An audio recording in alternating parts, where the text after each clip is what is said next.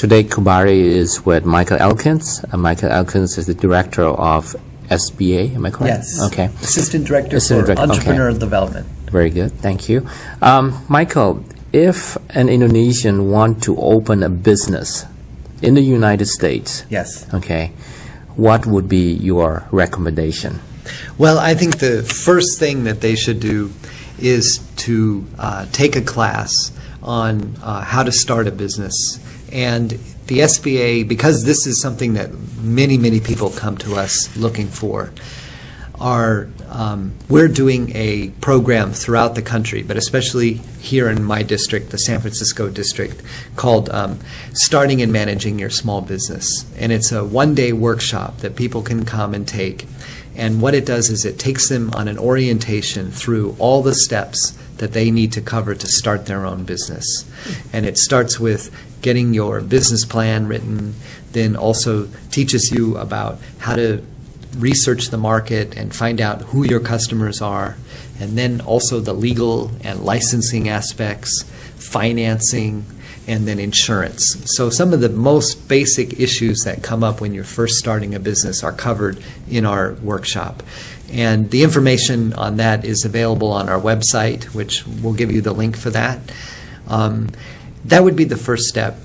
Then the other thing is that we have in our different programs a lot of follow-up classes that are really helpful to people that want to start. I think one of the most challenging aspects of starting a business, other than the operational challenge, is really building up a good market plan so that you can get enough customers to really generate the revenues that you need to have a sustainable business. Marketing is the challenge. And so we've put a lot of energy developing a lot of workshops to help small businesses with their marketing so that they can develop good products or services, they can know who their customers are, how to serve their customers, and how to get the word out to their customers. And recently, we've also been incorporating some of the new technology advantages like blogs and social websites like Facebook and whatnot, so that people can use those to further develop and promote their businesses. And of course, email marketing is another thing that we do. So I think that doing the Starting and Managing Your Business class, taking some of our other 1 or 2 hour workshops on marketing, and also it's good to know about financing and more business planning, and also the insurance and legal things that we talked about. So we can do that. Then the other thing that we can do for people that are looking to start a business is we have one-on-one counseling that's available through our SCORE counselors. And that way, the business person, after they take some workshops, they're going to have certainly some questions in their own mind about how do I do this for my business? And that way, with the SCORE program, these specific questions about their own particular business can be answered for free, complete no-charge counseling from our SCORE counselors, where they can sit down and say, okay, this is your specific issue, let's look at it and let's find a way for you to solve that issue. I see, okay. And as far as the SBA loan, is there any particular industry that, that you target? No, actually, we don't target any particular industry, which I think is a big advantage of the SBA program, because as long as the business is in an eligible industry, and that is almost all industries, there's only a few that are not eligible, then somebody can come to us and get SBA financing. And we do financing for restaurants, we do financing for dentists, veterinarians, doctors, consultants, computer technicians, barbershops, plumbers, hotels, automobile mechanic repairs, so many different things, even internet companies, people selling things over the internet. We've done SBA loans for all of those. There's a couple of businesses that are not eligible, so it's probably important to mention those.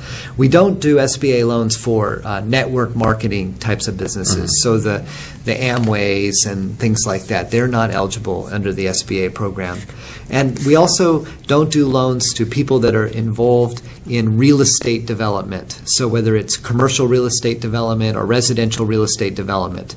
Our real estate lending is only for businesses that buy real estate for the use of the business, like a business buying a warehouse, a business buying the building to run their restaurant out of, or to buy a hotel to run their hotel out of. That type of real estate is eligible, but not development, real estate development. The other thing that is not eligible is we don't allow for any kind of lending. So if you're borrowing money to lend money, that's not eligible. And we don't do gambling. So there's no allowance for SBA lending to casinos and gambling types of organizations. But that's really sort of the big 4 or 5 businesses that are not industries that are not eligible. Pretty much every other industry is eligible in the program. And our profile is amazingly diverse in terms of the number of industries that we do SBA lending to. I see. Is there any limitation as far as how big the company can apply for the loan? Yes, yes. Because we're the Small Business Administration, we can only make loans to small businesses.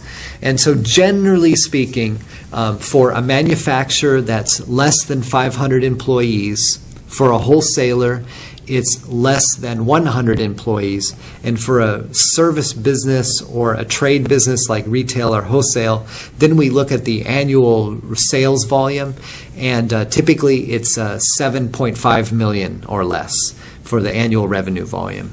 I see. And as far as the loan itself, it's guaranteed portion of it by the government, correct? That's correct, yeah. And what percentage is that? Maximum is 90%, but typically more of 80